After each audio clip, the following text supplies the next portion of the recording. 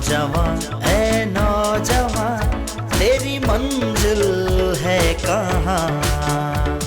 झुकना नहीं तुझे, रुकना नहीं तुझे, छूना है आसमान। खुदावंद यसु मसीह के जिंदा बाबरकत और जलाली नाम में PMI TV देखने वाले तमाम नाजरीन को बहुत बहुत सलाम। प्रोग्राम यूथ कैंपेन के साथ आपका मेज़बान शाहिद संधू। आज हमारे साथ मौजूद हैं फरहान गिल, जिन्होंने BS ऑनर किया है, वेलकम ब्रदर। और इनके साथ ही मौजूद हैं विशाल इमानुएल, जिन्होंने इंटरमीडिएट के ये स्टूडेंट हैं, FSC कर रहे हैं, वेलकम ब्रदर। आज हम बात करेंगे पेशेंस पे, जिसे हम उर्दू में सब्र, तहम्मुल, बुर्दबारी, बर्दाश्त कहते हैं, क्योंकि हमारी ये ज़रूरत है नौजवानों के लिए कि इस टॉपिक को समझें ताकि अमली ज़िंदगी का हिस्सा बनाएं। इससे पहले कि हम अपनी गुफ्तगू का बाकायदा आगाज़ करें, हम एक दुआ करेंगे और इस दुआ में रहनुमाई करेंगे विशाल। कदूस कदूस रब्बुल फाज बैरोबर के खालिक और मालिक, अब्दियत के बाप, सलामती के शहज़ादे, हम आपका शुक्र करते हैं आज के सोने वक़्त के लिए। खुदावंदा जो आपने हमको बख्शा है इस घड़ी के लिए और इस समा के लिए, खुदावंदा दिल से शुक्रगुज़ार है। खुदावंदा शुक्रगुज़ार है तेरी सारी दी हुई नेमतों बरकतों के लिए, खुदावंदा जो आपने हमको बख्शी हैं। खुदावंदा शुक्रगुज़ार है। खुदावंदा आज का दिन खुदावंदा आपने हमें यहाँ पे भेजा PMI TV के लिए, खुदावंदा शुक्रगुज़ार है। खुदावंदा दुआ करते हैं खुदावंदा इनको और इनको सरफराजी अता फरमाना। खुदावंदा दुआ करता हूँ खुदावंदा इन सबको बरकत देना और अपने फजल में हमेशा छुपा के रखना। जो कुछ मांगा है बड़े ईमान से पाया है। आमीन आमीन आमीन।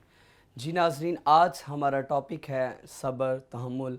तो हम सबसे पहले जानेंगे फरहान से कि वो बताएंगे कि जिस तरह उन्होंने BS ऑनर किया है, इसके अलावा मौजूदा जो उनकी मसरूफियात ज़िंदगी है वो और क्या क्या हैं। पहले तो मसीह में सबको सलाम।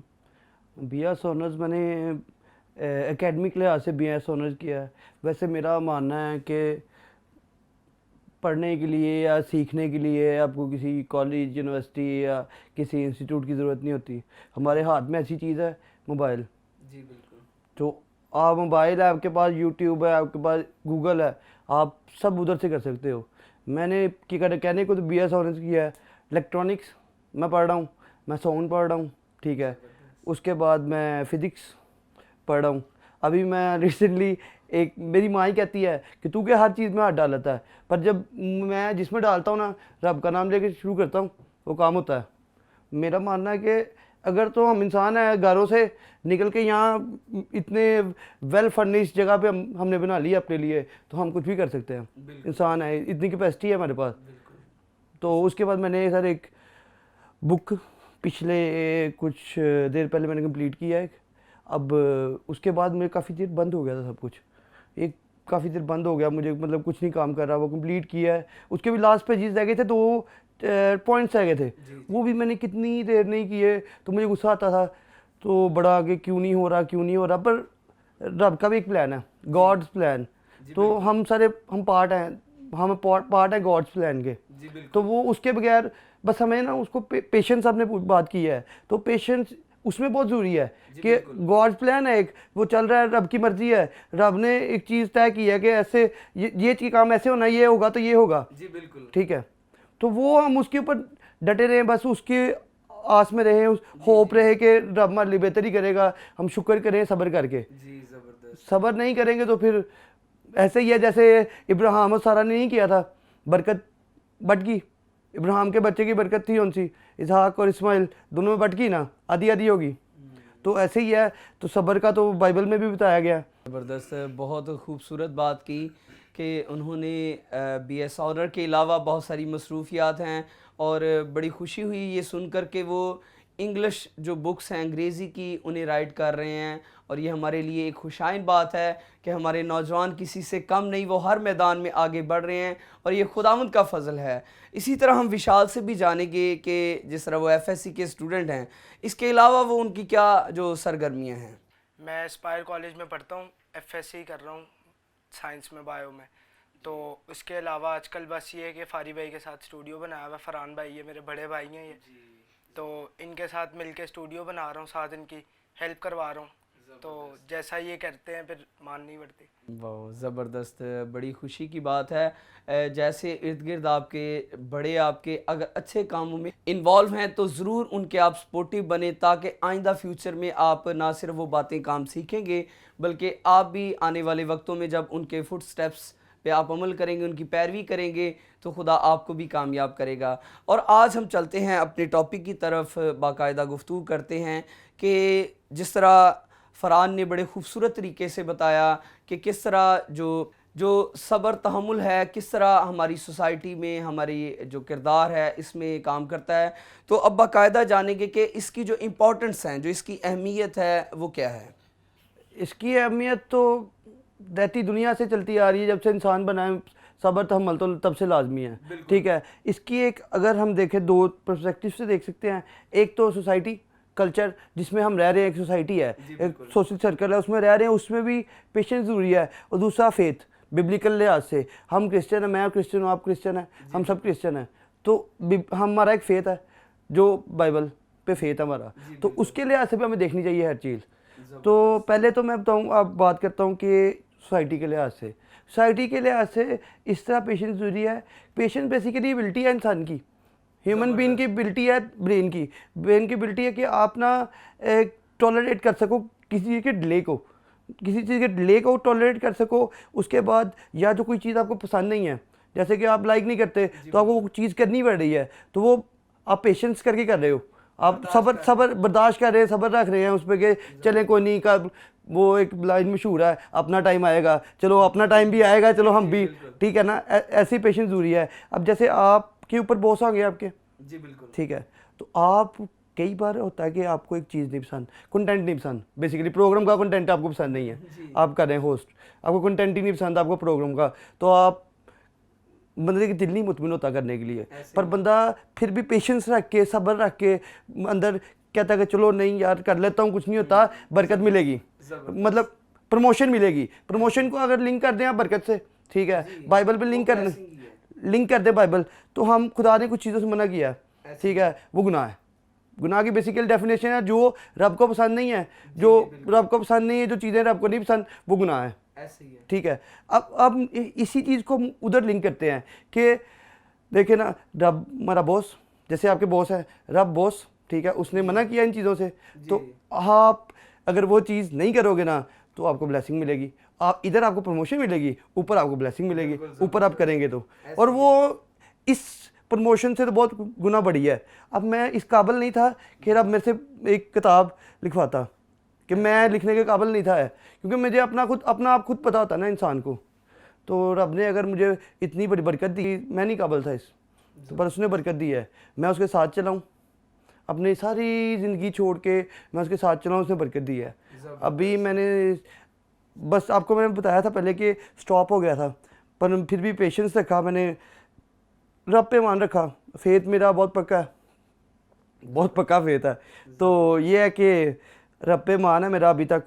मेरा तो वो ये है कि अब मुझे देखिए और टॉपिक दे दिया रब ने, मैं कह रहा था ना कि बंद हो गया सब कुछ, तो एक दिन बैठा हूँ ऐसे ही लिख रहा हूँ कुछ ना कुछ, तो मुझे नहीं पता क्या लिख रहा हूँ, मुझे खुद याद नहीं मैंने क्या लिखा है, लिख रहा हूँ। उसके बीच में मैंने सुबह पढ़ा है, तो मैं पढ़ के मैं अच्छा ये मैंने लिखा है, तो उसके बीच में से ना मुझे और चीज़ें मिल गई, 10 टॉपिक मिले नई बुक्स के। मैं कहा ये तो फिर रब ने लिखवाए हैं सर, हाँ ये तो रब ने लिखवाए हैं। फिर बड़ी खूबसूरत बात की फ़रहान ने, और बड़े खूबसूरत अंदाज में वो सारी बातें बयान की। अभी हम चलते हैं विशाल की तरफ और जानते हैं कि जो पेशेंट्स हैं इनकी और ज़्यादा क्या अहमियत है हमारी प्रैक्टिकल लाइफ में, और पर्सनली लाइफ में इसकी क्या इंपॉर्टेंस है। जैसा कि फ़रहान भाई ने कहा कि सब्र बहुत ज़रूरी है, तो ये तो बात सही है कि सब्र हमें करना चाहिए। खुदा भी बोलता है कि हमें सब्र लाजमी है।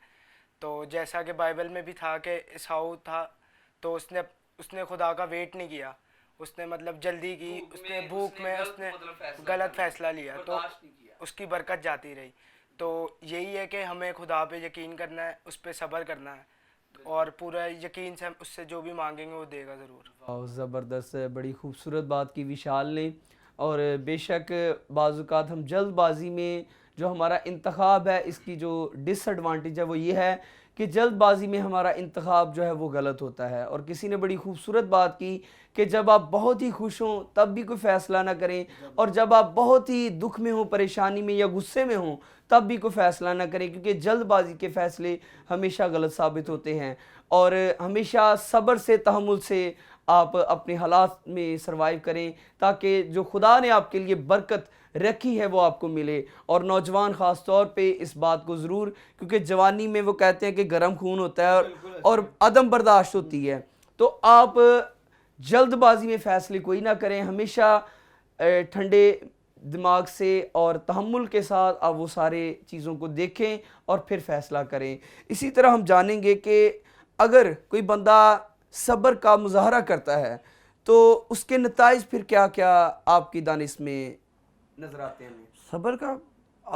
सब्र का मुजाहरा करता है कोई इंसान तो उसके लिए अच्छा ही है, उसके लिए कोई बुरा तो नहीं हो उसके लिए हो सकता, क्योंकि एक वक्ती तौर पे लेकिन लगता है उसे कि बुरा हो बुरा रहा है। है। हाँ बिल्कुल, वक्ती तौर पे लगता है उसको कि यार हर चीज़ बुरी है, ये ख़त्म हो गया, ये ख़त्म हो गया, मुझे ये नहीं हो रहा, मेरे लिए ये नहीं हो रहा, वो चीज़ नहीं मिल रही, वो चीज़ नहीं मिल रही, मतलब कि हड़ाहुड़ी पड़ी है सब कुछ। उसका टाइम है हर चीज़ का, हर चीज़ वक्त पे मिलती है। मेरा ना एक सवाल था ज़हन में मेरे, तो मैं अपने आप से सवाल करता हूँ, बात भी अपने आप से करता हूँ, क्योंकि और रब से बात करता हूँ, और दोस्त भी मेरा कोई नहीं है, एक दोस्त है सिर्फ। मैं अकेला बैठा भी रब से बात करता हूँ, अपने आप से बात करता हूँ। तो मैं अपने आप से सवाल था, मैं कहा रब के पास इतना सब कुछ है, रब के पास वो किसी चीज़ की ज़रूरत नहीं, पूरी यूनिवर्स का मालिक है, हर चीज़ का मालिक है वो, ठीक है। तो जो लोग गरीब है इधर, रब सबको एक जैसा क्यों नहीं दे देता, सबको सब कुछ नहीं क्यों नहीं दे देता। तो मैं ना एक बार रास्ते में जा रहा था ट्रेन में, तो मैं ना सफ़र करता था ट्रेन में लाहौर से सांगला, सांगला से लाहौर। अब ना मैंने ना ऐसे किसी से पूछा बर्थ पे बैठे, मैंने कहा बाबा था, बाबा जी ने एक बात बताई मुझे कि वो उन्होंने कहा एक इंसान था, बंदा था एक, कोई काफ़ी पुरानी बात थी, वो कहता वो नहर के किनारे बैठा हुआ था, तो दुआ कर रहा था, रब का बड़ा नेक बंदा था, दुआ कर रहा था। तो सामने ना बच्चे नहा रहे थे, वो कुछ 4-5 बच्चे नहा रहे थे, और एक बच्चा ना बीच में अंधा था, जिसे सारे ना गोता दे रहे थे, मतलब कि डुबा रहे थे, बार बार डुबा रहे थे, क्योंकि वो अंधा था, वो कुछ कर नहीं सकता था। अब ना एक और इंसान आया, बड़ा रहम दिल, उसके पास आया, अब कहते उसने कहा कि आप तो रब के बंदे हैं, आप दुआ करें कि इसको आंखें मिल जाएं, उसके साथ बुरी हो रही है बेचारे के साथ। तो उन्होंने कहा नहीं, मेरे रब ने जिसको यहाँ रखा है वो सही रखा है। उन्हें फिर फोर्स किया उसको कि नहीं आप करें दुआ उसके लिए कि उसको आंखें मिल जाए। उन्होंने कहा चलो मैं दुआ करता हूँ, उन्होंने दुआ की तो रब ने उसको ना आंखें दे दी। तो अगले ही पल ना, टाइम नहीं गुजरा, कुछ सेकंड बाद ही उसने आंखें मिली हैं, उसने पकड़ के वो सबको गोते दे रहा था।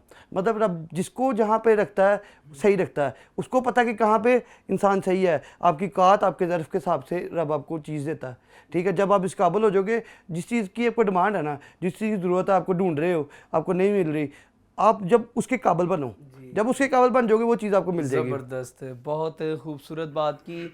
बेशक खुदा भी हर एक चीज़ में एक तवाज़ुन रखता है, और जो जिस लायक हो खुदा उसे ज़रूर देता है, और कलाम मुक़द्दस में लिखा है कि खुदा किसी का तरफदार नहीं। इसी तरह अभी वक्त हुआ एक छोटे से ब्रेक का, मिलते हैं ब्रेक के बाद, देखते रहिए प्रोग्राम यूथ कैंपेन।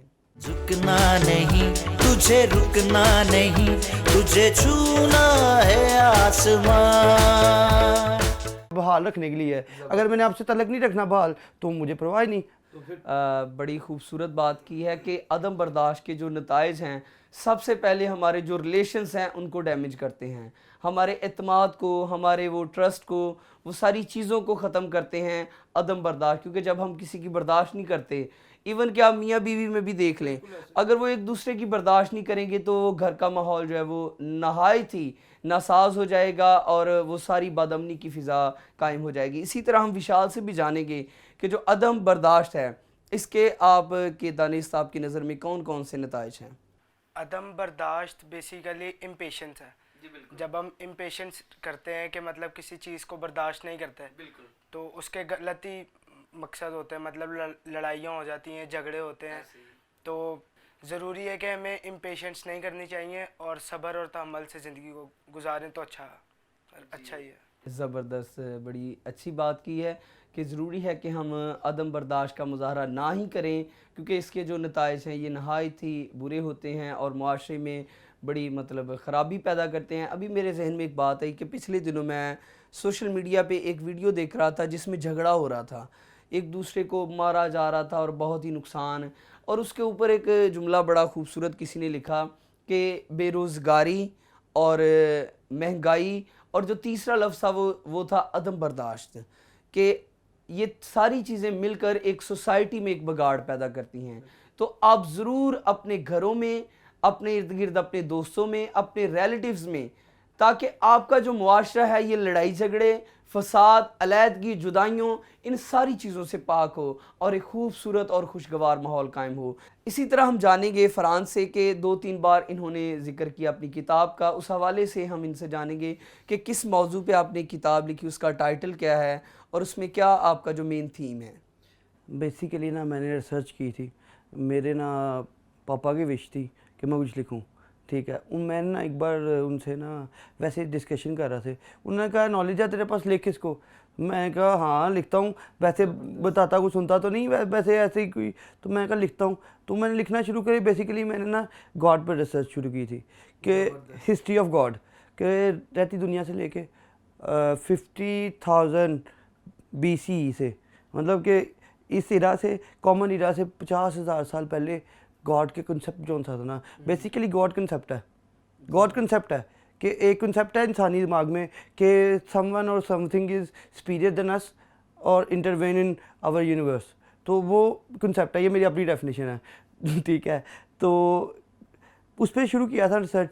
फिर उसके बाद मैंने जब आउटलाइन बनाई, एक टाइमलाइन बनाई रिलीजन की कि अच्छा 50,000 साल पहले ये वाला रिलीजन था आया, उसके बाद ये आया, उसके बाद ये आया, उसके बाद ये आया। तो जब मैं देखा ना कि एक एक रिलीजन पे इतनी स्टडी थी, मैंने इतना सोच के शुरू नहीं किया था, ठीक है। तो जब मैंने देखा ना कि एक एक रिलीजन पे बजाते खुद एक एक किताब बनती है, आगे आगे वो वसी होता गया मज़मून। अभी मैंने बेसिकली इजिप्शियन मुझे मज़ेदार लगे थे, क्योंकि मैं शरीयत मुझे बड़ा लगा हुआ है कि जो शरीयत को जानना लाजमी है, हर क्रिश्चियन के लिए लाजमी है शरीयत को जानना, क्योंकि अब एक कंट्री में रहते हैं तो उसके लॉज आपको पता होने चाहिए, ठीक है। आप एक फेथ में हो और आपको उसके लॉज ही नहीं पता, ठीक है। इतनी चीज़ें हैं, छोटी छोटी छोटी छोटी छोटी छोटी चीज़ें हैं जिनसे मना है, ठीक है, और गुनाह है, वो गुनाह ही है ना, तो वो हम करते हैं, ठीक है। वो मतलब कि मैंने पढ़ी तो मुझे शौक़ हुआ, तो मैंने इजिप्शियंस देखे कि उसी दौर में इजिप्शियन से रब ने मौजे किए, इजिप्ट में रब ने मौजे किए काफ़ी ज़्यादा, प्लजीज भेजे उनके ऊपर, आफते भेजी, 10 आफते भेजी, उनके बारे में लिखा है। मैंने बेसिकली ना इजिप्ट के बारे में केस स्टडी है पूरी कि इजिप्शियन रिलीजन क्या है। बेसिकली उसका नाम है एंशिएंट इजिप्शियन रिलीजन, सिंपल नाम है एंशिएंट इजिप्शियन रिलीजन। तो अभी मतलब कि प्रिंटिंग की तरफ जाने, ट्रांसलेशन होनी है, तो क्या पता होपफुली, हाँ हो गया मेरा, मतलब कि रिसर्च मेरी कंप्लीट हो गई है, मेरा कंटेंट सारा कंप्लीट हो गया है। होपफुली हो सकता है कि मैं नाम चेंज कर दूँ, ठीक है। बट अभी तो एंशिएंट इजिप्शियन रिलीजन है, क्योंकि मेरी एक आउटलाइन थी, मतलब मेरी कुछ 70 आउटलाइंस हैं, ठीक है। उनमें से एक जो सी ना बीच में से ये बुक थी मेरी, तो अगर 70 पे काम किया जाए तो 70 बुक्स हैं, 70 रिलीजन्स बनते हैं। ज़बरदस्त। तो काम तो कर रहा हूँ, अब रब मुझे बरकत दे, मुझे सरफराजी दे, बरकत दे, कामयाब करे और इस खूबसूरत काम को जो आपने शुरू किया है, क्योंकि हमें दुनियावी तालीम के साथ साथ अपने जो रिलीजन है, जो खुदा के बारे में इल्म है, ये सारी चीज़ें हमारी यूथ के लिए बहुत ही ज़रूरी हैं। और इसी तरह हम जानेंगे, जिस तरह जो हमारा टॉपिक है, तो उसी हवाले से हम देखेंगे कि विशाल से, कि आप एक स्टूडेंट हैं, तो इस हवाले से आप इस टॉपिक को किस हद तक अपनी लाइफ में ज़रूरी समझते हैं। ज़रूरी यही है कि हमें सब्र से ही सारे काम बेसिकली होते सब्र से ही हैं। ऐसे ही है। हर चीज़ आपको एक वक्त है, एक वक्त मुकर्रर है, उस वक्त पे मिलनी है, ना उससे पहले मिल सकती है ना उसके बाद मिल सकती है। बंदा पहली क्लास में जाए तो ये कि डायरेक्ट मैं एफएससी में चला जाऊँ, ऐसा तो नहीं है ना कि एक स्टेप बना हुआ है तो उस स्टेप से ही सारा चलना है, तो सब्र करो बस। अभी हम फ्रांस से जानेंगे कि बीइंग अ प्लेयर, जो हमारा मुख्तलिफ गेम्स होती हैं, खेल्स होती हैं, उनमें किस तरह इस टॉपिक को आप देखते हैं और इस मजमून को, इस इन्वान को कैसे आप देखते हैं। प्लेयर्स में फिर स्पोर्ट्स में देखा जाए तो मैं तो बास्केटबॉल खेलता रहा हूँ, ठीक है, नेशनल लेवल तक खेला है। छोटा था तब, मैट्रिक में होऊंगा, कोई आज से 7-8 साल पहले की बात है, 6-7 साल पहले की बात है, तब मैं खेलता रहा हूँ। तो तब पेशेंस तो या हर चीज़ में ज़रूरी है, अब स्पोर्ट्स में भी ज़रूरी है। आपको पेशेंस रखना पड़ेगा कि बॉल आ रही है तो आपको पेशेंस रखना पड़ेगा कि आपने गुस्सा नहीं करना, उधर गुस्सा नहीं करना। कई बार क्रिकेट में हो गया, क्रिकेट में आप गुस्सा करके मतलब कि कोई ऐसी हरकत कर दे तो जिससे आप डिस्क्वालीफाई हो गए। मुझे क्रिकेट का पता नहीं, इसलिए वर्डिंग मुझसे इंटरनेशनल लेवल पे ऐसे हो जाता है तो होता है, आप मतलब कि निकल जाते हो। तो आप मतलब बास्केटबॉल में आपको कार्ड मिल जाता है, येलो कार्ड, रेड कार्ड मिल जाता है, तो आप मतलब कि गेम से बाहर हो जाते हो, आपका करियर ख़राब हो जाता है, करियर बहुत ज़्यादा स्पॉइल हो जाता है। पेशेंस नहीं रखते आप, लड़ाइयाँ झगड़े होते हैं, बहुत कुछ होता है। कई बार बास्केटबॉल में देखा है कि मैचेस होते हैं इंटरनेशनल पे, पेशेंस नहीं, पेशेंस का ही है कि कई बार माइकल जॉर्डन है, उसने क्या कहते हैं वो करते हुए पॉइंट करते हुए उसने वो क्या शीशे का होता है वो जो सा बोर्ड होता है, उसने बोर्ड ही तोड़ा हुआ है कई बार। वो पेशेंस नहीं है ना, उसने गुस्से से किया है। तो ये है कि अब स्पोर्ट्स का इतना मुझे पता नहीं, मैंने जितना को बता सका। बहुत अच्छा आपने बताया।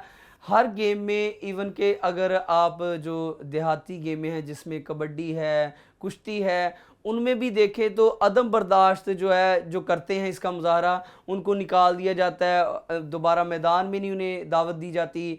और जो नौजवान हमारे गेम्स का शौक़ रखते हैं, अपने अंदर ये एबिलिटी लाजमी पैदा करें, क्योंकि अगर आप आगे बढ़ना चाहते हैं तो आपके अंदर ये बातें ज़रूर होनी चाहिए। और बाइबल मुक़द्दस में भी इसके बारे में बारहा हमें तालीम मिलती है, क्योंकि कलाम मुक़द्दस में लिखा है कि तू खुदावंद के कभी हाथ के नीचे फ़रोतनी से रहो तो वो तुम्हें वक्त पर सरफराज करेगा। अगर आप सरफराजी चाहते हैं, बरकत चाहते हैं, बड़ी ब्लेसिंग चाहते हैं, तो आप ज़रूर सब्र का, तहम्मुल का मुजाहरा करें।